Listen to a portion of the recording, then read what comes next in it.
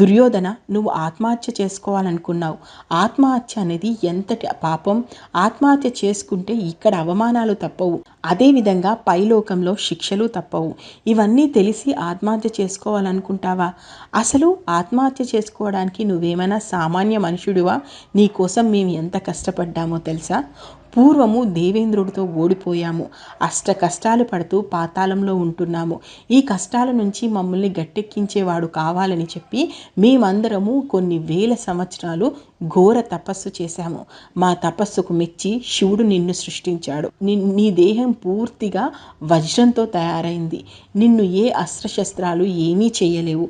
అలాంటి నిన్ను మేము మానవుడిగా భూలోకానికి పంపించాము. నిన్ను భరత వంశంలో పుట్టించాము. నీ కోసము కోట్లాను మంది రాక్షసులు నిన్ను రక్షించడానికి పుట్టారు, నీ సేవకులుగా పుట్టారు.